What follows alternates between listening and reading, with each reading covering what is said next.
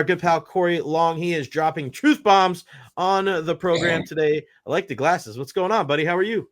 No, I just didn't want you to see my red eyes, man. Just coming back off of a little time away and happy to be back here in the area. Uh, you Where'd you know, go? I went out to the Bahamas for a little bit. Nice. My mom's in town. She wanted to take a little short vacation, and I decided that was the time the Lightning were, on the road, so I wasn't going to miss any games, and it was a nice trip. Traveling is always fun. It's nice to Mhm. get away, see new places, but at the same time, I'm really excited to like get back to my bed and like my normal routine. I and no one listening knows this, but like I have like crazy sleep apnea, and it isn't necessarily. And I can take my machine with me, but those machines are so much based around, routine and comfort that Mhm. taking me outside of like my bed it was just a disaster in that sense. So that's probably why my eyes are red today. So I'm really excited, like when I get from the Lightning game tonight to get back to you know, my sleep. I'm able to breathe and sleep at the same time, which I'm not able to do without this machine. So do you have the whole thing that goes on, the whole thing? Yeah, I look like Bane, man. That thing looks Yeah. crazy. It does. It looks pretty wild. So, like I said, I'm thankful to have it. It's a lifesaver. It makes me a lot more. I think we lost you. Hold on, I think we lost you. Bring him back. It's so funny how Cory was just talking about it's a lifesaver, and then all of a sudden everything stops. Come back, Cory. Please, Cory, don't leave us. Um, we'll get to Cory here in a second. We'll remove him and then bring him back when he's back and functioning once again. Yeah, we'll be back in a second. But shout out to Bart Hill, prayer for Sonia and her mom. Richie P just made his donation.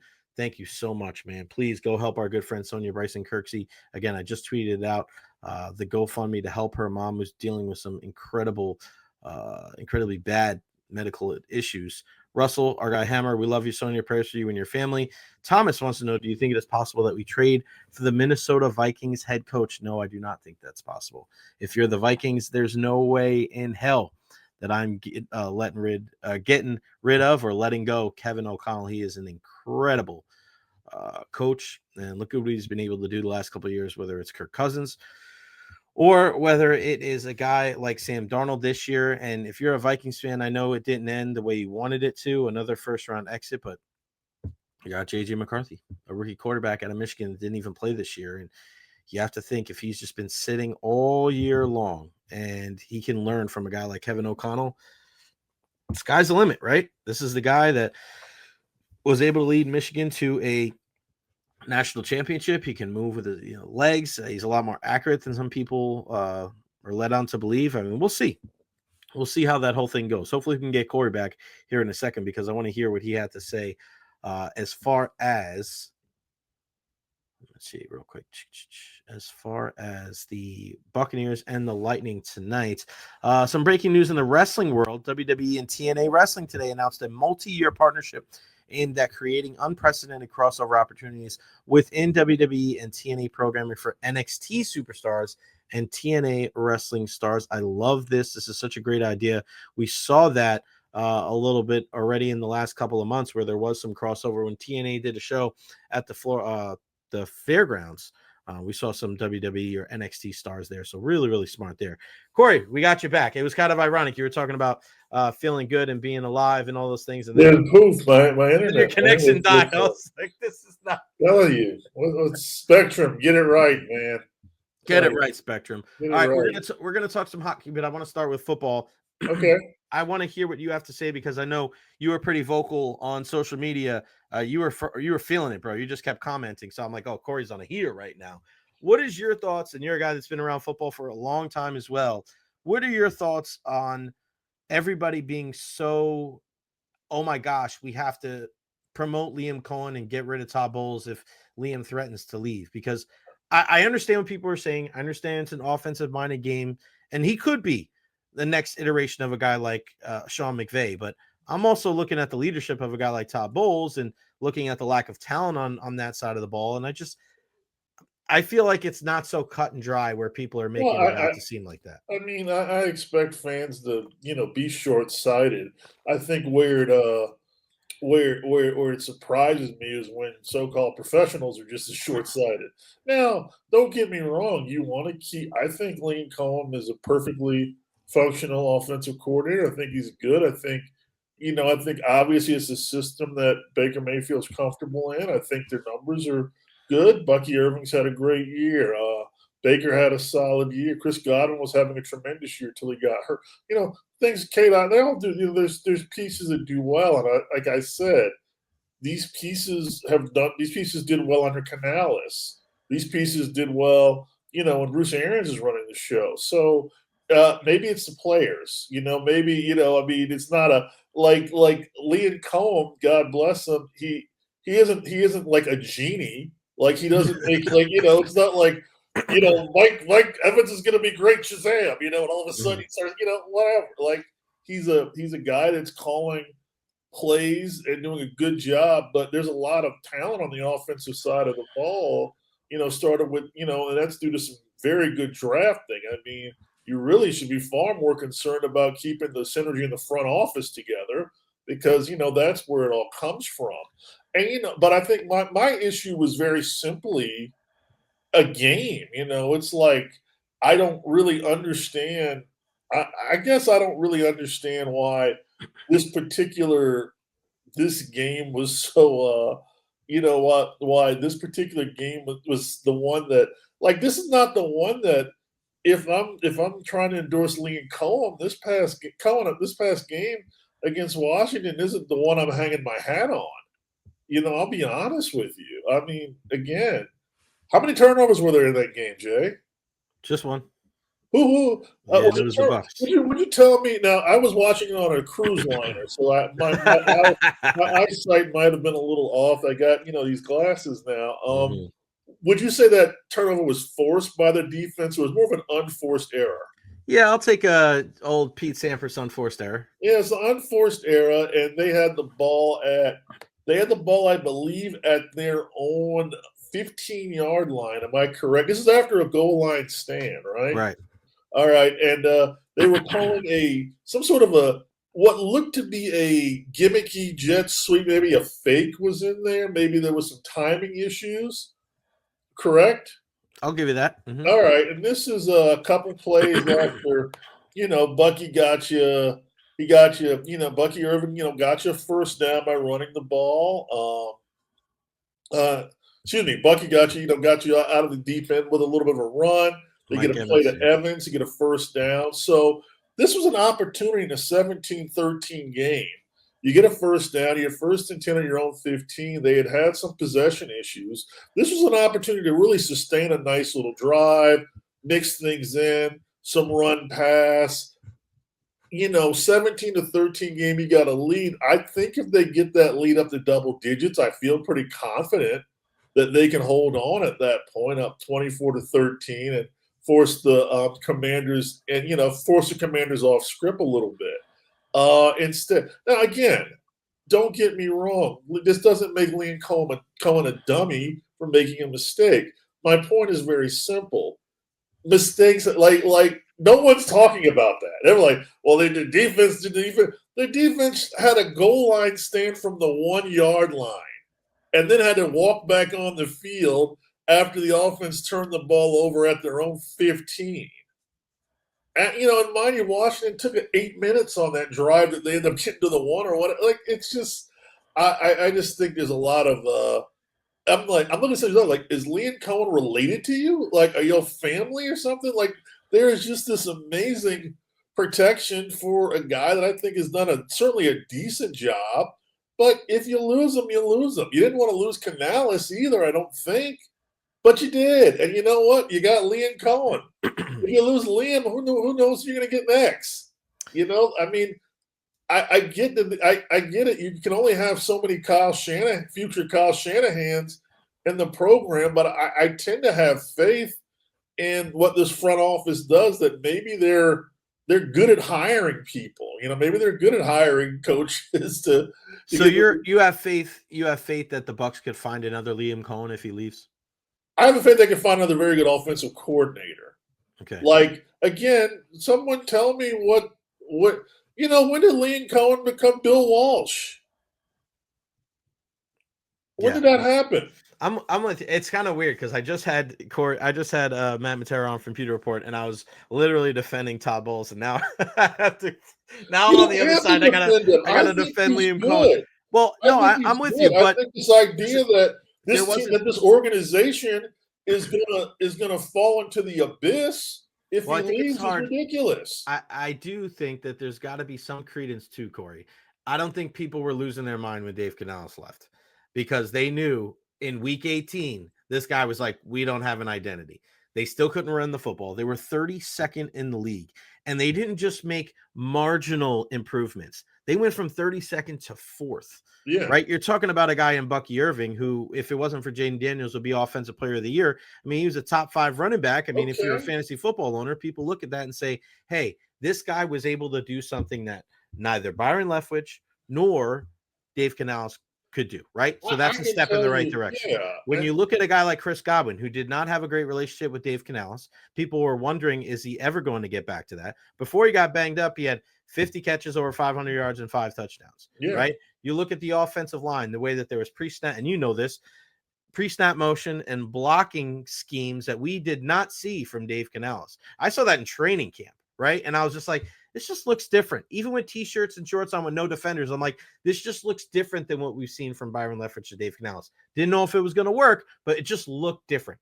So I think people look at the drastic difference in Dave Canales' offense and Liam Coen's office, realizing that for the first time in his career, Baker had back-to-back good years and an even better year this year than last year outside of the turnovers.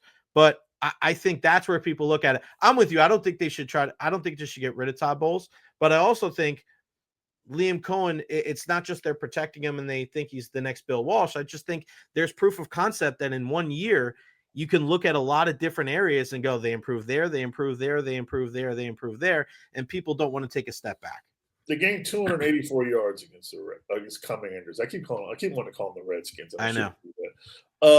Yeah. Well, they didn't get I mean, they had two fourth down stops. But other than that, they didn't get off the field. So I mean, you had 2 fourth down stops, right? Again, but the offense had an opportunity to take control of the game, and they turned the ball over. I know, but you can't look at one side and not the other. You said 8-minute drive before. I mean, going against a rookie quarterback. I certainly can. The defense has to wear some of this too. Cory, I'm not saying. But here's the thing: I'm not saying the Bucs defense played well. I'm not even saying they're good. They got to draft guys. They got to get better. They got to get better edge rushers. Easily. I think that's the big thing that gets missed out of all this is that I don't think the majority of the blame on the defense goes to Todd Bowles. I think that you don't have dogs at all 3 levels. You have a great interior defensive line. Your pass rush, I don't think Yaya Diaby lived up to the expectations. No. We know JTS didn't. Chris Braswell didn't in year 1. You're banking on a 35-year-old Levante David to anchor your linebacking core. You have a bunch of other guys that are special teamers in that spot. And then everybody in your secondary is banged up. Yeah. Antoine Winfield Jr., who was an all-pro last year, even when he was healthy this year, didn't play all that well. So I'm with you. I think that goes into the argument of why I'd be apprehensive to get rid of Bowles and why I'm not laying a lot of blame on him. Yeah, because I don't think he has enough forces on the defensive side like we saw with Liam on the offensive side. Yeah, I'm not pointing at you. I'm just saying, this is the thing. Personnel makes a difference. I mean, right. Having, I don't know what Dave Canales' offense would have looked, rush offense would look like with Bucky Irving in there. He wasn't on the team last year. He's on the team this year, and he's a very good player. Again, someone had to draft him. And somebody did a very good, and some of that front office, those scouts did a wonderful job of drafting him. And I expect they'll do a good job at trying to get some defensive reinforcements. Definitely a player on the edge, someone that can really, complement what they do so well in the interior, some more youth at linebacker. The secondary had been piecemeal together as guys were getting banged up. Still, the second half of the season, I mean, the defense was pretty doggone good most weeks. They did a pretty solid job, I thought, for the most part, keeping teams off the scoreboard. I thought they were fine, but this particular game, and this is the NFL. And first of all, the other team is generally decent enough. They've really got some players. Everybody in the NFL is going to be pretty good to a certain extent. And I think when I looked at this game, and I think we talked about this, I thought the Bucs' best matchup was going to be against the Vikings. I really did. The Vikings won 14 games. Yeah, it was a really soft schedule, as you see now. Also, I knew taking them outdoors and putting Sam Darnold behind center in his first ever playoff start was probably not going to be I wasn't surprised at what happened. Mm-hmm. Like, that's all I'll say.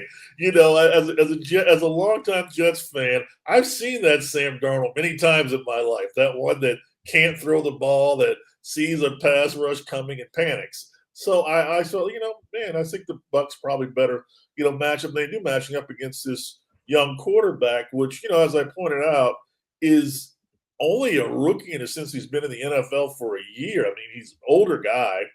Hey, what are you looking at? Daniel Collins. Oh, hi, Daniel. An older, super random. Sorry. That's fine. No, it's your show, man. An older guy. He had over 50 starts in college, and he faced the team once. He faced them in week 1, and I do think as a young player that is committed to learning, which he obviously is, he learned a lot over the course of a year, and I think some of the same tricks didn't phase him as much the next time. The personnel obviously looked a little different. He is much, Jay Daniels is much more confident. It just wasn't the best of matchups for them, in my opinion, just because I thought the Commanders were just a much more different team than they were in week 1. So I couldn't even really look at that week 1 game and say there was anything comparable because, that team had grown so much over the course of a year. That being said, should the Bucs have won? Yeah, they probably should have. They're still a better team, but again, teams lose in the playoffs. Like, only one team ends the playoffs happy. Right. Yeah. So you're when you're in the playoffs, you're gonna have it. And it was a tight game. It could have went either way. I believe the difference in the game was the turnover, and I hate that.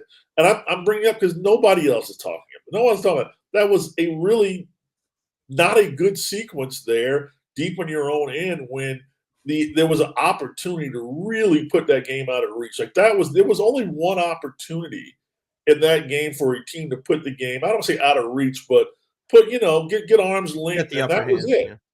That was it. That was. I think also too, Cory, is I think people have mentioned it. I mean, I also think that the rush snap by Graham Barton right before the last field goal for the Buccaneers was a killer too, because you had 3rd and inches, and you're not in a good position there. You got to score 7 there, and that's what killed the Buccaneers. Is that in a game like that, you need to score touchdowns rather than field goals. But I think people are looking past just that game. I kind of get what you're saying, where people want to judge the last game on Todd Bowles, but not Liam Coen. Yeah. If you're gonna use that as your argument, you got to look at both sides, and I agree with that wholeheartedly. I'm looking at the whole season as a whole, and thing that pissed me off about this defense is that you got guys running wide open, whether it was earlier in the year against Atlanta, whether it's the game against Washington, and whether you want to blame personnel or Todd. I don't care who's to blame, but it's got to get better, right? And if you're the defensive play caller and you're the head coach, like, that falls on you. Whether the percentage of blame goes more to the personnel or him, it's got to go there. And I think that he should get another chance because they've incrementally got better in the regular season. I don't think there's enough horses on the defensive side. But if Todd does get another opportunity and they do give him some reinforcements at the pass rushing spot, outside linebacker, middle linebacker, another corner, another safety, and then they still have a similar performance, then I think the excuses or the reasons. The success behind the Bulls defense, and really all the defense is cut from that cloth. He's cut from a pretty similar cloth to the whole group of guys that out of the Tampa 2 group. They're all pretty similar.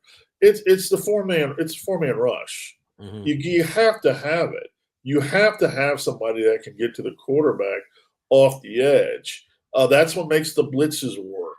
That's what, and he's very creative with how he can send guys and send pressure different ways. But if you're not concerned about, if your tackles aren't really being put if your offensive tackles aren't being put under major trauma and major pressure to protect the quarterback, the blitzes just don't hit the same way. And if you're not rushing the pass, you're giving them time in the pocket for someone to eventually get open. Now, you could have good coverage on a play, but if a quarterback's got 5.5, 6 seconds to get open, an NFL wide receiver is going to find a place to get open eventually. So, it was unfortunately due to just not having edge rusher, due to some injuries in the secondary, although I think it's still more about the pass rush. I just think they were damned if they do, damned if they don't in situations.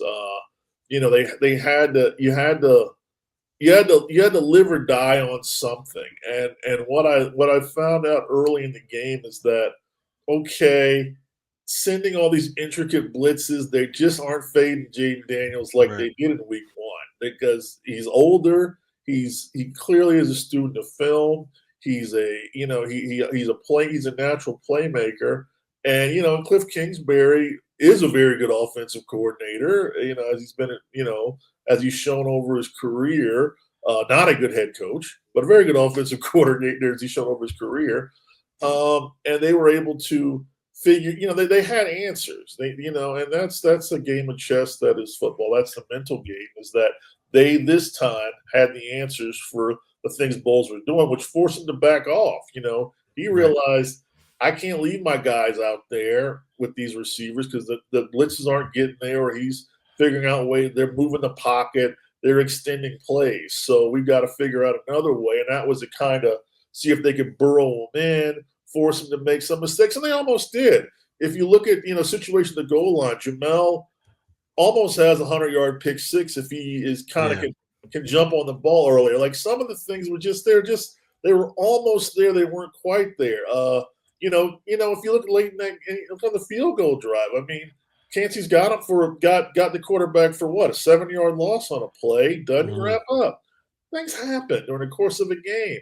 I don't think, Jamel Dean is not a goat for making that mistake. Cansey's not 94 is not a goat for making that for missing a tackle. These things just happen. I mean, the plays were there in those cases. The guys were there to make the plays, and it just didn't happen. So it's a lot of things, but I mean, my question is, if they lose Coen, and I don't think they will, if they lose Lee, are they going to then fire Todd Bowles? Like, then what? Now what are we doing? Mm-hmm. Yeah, I think they'll try to go get another offensive coordinator, and I'm with you. I'm not freaking out if he leaves. Like, I think that they'll be able to find somebody else out, and it's a lot more appealing of a job than it was the last couple of years because you have the 4th ranked rushing attack, you have stability at the quarterback position, a bunch of wideouts, 3 good running backs. Like, I think they could do a lot worse. 4/5 year offensive line is coming back. I want to talk some Lightning hockey too. Brayden Point scratched the other night for missing a team meeting. Concerned about that at all? No, it's his second missed team meeting. I think he missed one in 2019. My only concern is that, listen, man, you're the primary goal scorer on this team. I don't know, alarm clock issues. I don't know, I don't know what happened, why he missed it, but on the road against Boston in a winnable game that can really put you in a great position within the division. Can't afford to miss those games. You can't afford to do that.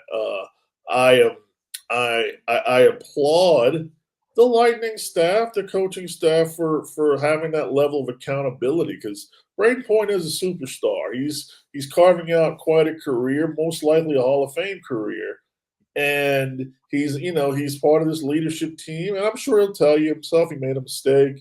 It's unfortunate. I'm sure he feels horrible about it, but that's what keeps the Lightning. That's what's kept them, as one of the top teams in the league for well over a decade now, is because they preach accountability, and that goes from the top to the bottom. So I'm not concerned. I don't think like I said, he's missed 2 that I know of in his whole career. So, and he got benched both times. He didn't play, and so if it happens once every 5 years, I'm okay with it. Yeah, I'm with you. I am with you. What do you make of the team's play as a whole, and what kind of moves do they possibly need to make at the deadline to shore this team up? I see that. I think they've played. You know, they're as we were at the post game press with Cooper the other day, and I asked him kind of about, is this team kind of what you envision?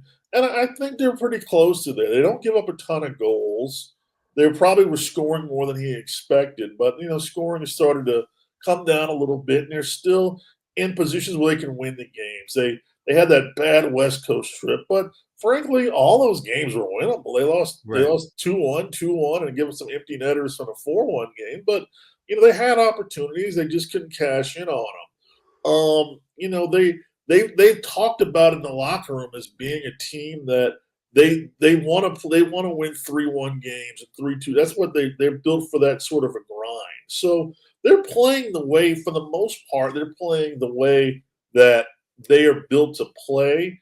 I would love to see some more middle six, another scoring presence on the middle six. The top line is great. Hagel is having another very good year. Sorelli's having his best goal scoring year of his career. Nick Paul at times has been very good. I love if you can just get one more person there that can give you some sort of a threat at scoring. I think it would make a huge difference. Over time, that's going to be somebody like Connor Geekie, but he's a rookie, so I don't expect him to have 25 goals this year. So that's what I think that they'll be looking for, is just someone they can put on that forward line that can maybe give them a little bit more secondary scoring. Just got the word that Jesse Winker returning to the Mets. What do you think about that one, buddy? I love Jesse Winker.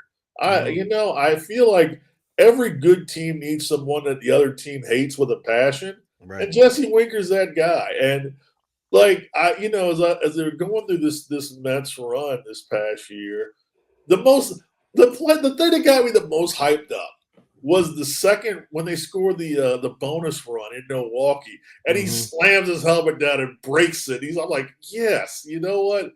Because this is a really good clubhouse. These guys seem to love each other, but they also need somebody that's just going to ramp up that intensity. And I think they went into that series against the Brewers having gotten smoked by that team. I think they lost 5 of 6, and the 5 weren't really close. And they early in the year, they got basically punked out on their own field in that first weekend. McNeil got punked out by, I think, Rhys Hoskins. And you needed somebody to come in and say, you know what, F these guys. And so I don't think Jesse Winker is, his value is going to come at different points in this season, because over 162 games, you're going to have some peaks and some valleys. But you need that guy to come in there and, you know what, F this. We're winning today. We are winning today. Come, hell or high water. That's what we're doing. These guys suck. We're better than them. And that just gets your whole team calmed down again. So I love him. I just love his attitude. I love the way he seemed to really embrace being in the playoffs, being in New York. You're an Island guy. I'm a Queens guy. Not everybody can really embrace that New York playoff stuff. Not everybody really can deal. It's especially in baseball. It's an intense world.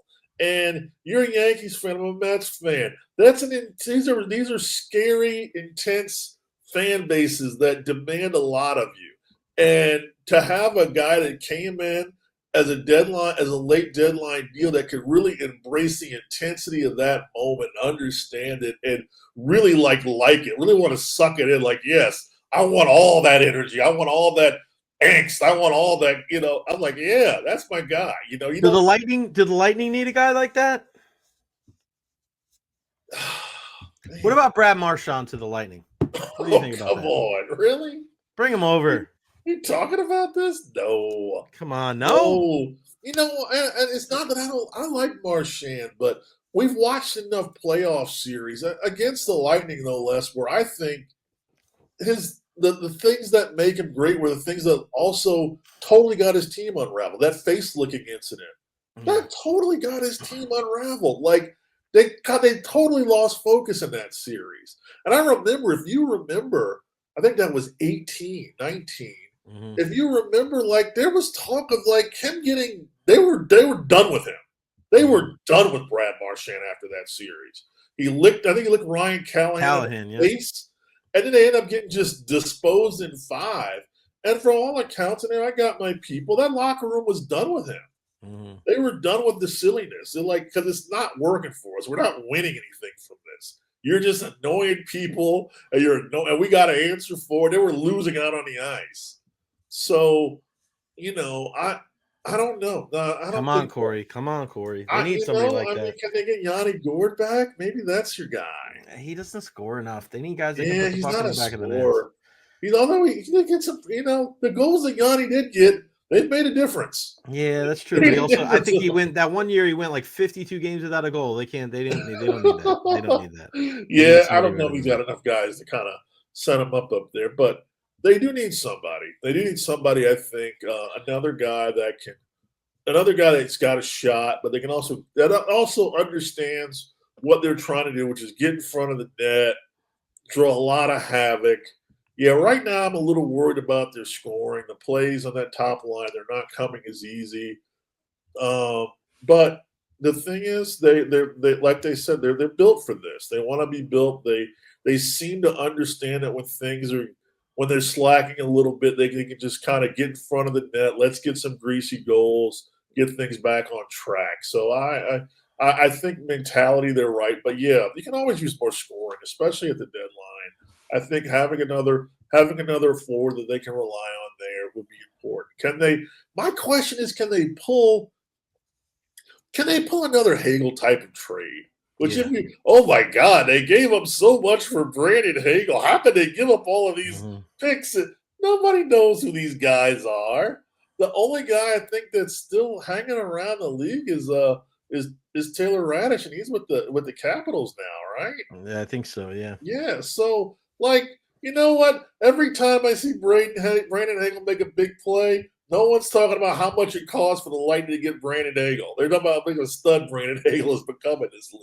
Yeah, I saw something the other day where he's like top 5 in even strength points, and yeah, he's going to be on Team Canada for the upcoming Four Nations face-off. So yeah, you're going to see Nathan McKinnon, you're going to see Connor McDavid, and on that same team, you're going to see Anthony Cirelli and Brandon Hagel. Oh yeah, Brayden Point's on that team Brandon as Point's on well. that team as well with his 50 goal scoring self. Gonna be fun. The one and only Corey Long joining us here on the program, NHL.com. You can find him everywhere, giving his opinions on everything sports and entertainment. I appreciate you, brother. Go get some rest. I appreciate you too. I'll see you tonight. You got it, pal. Thanks, Corey.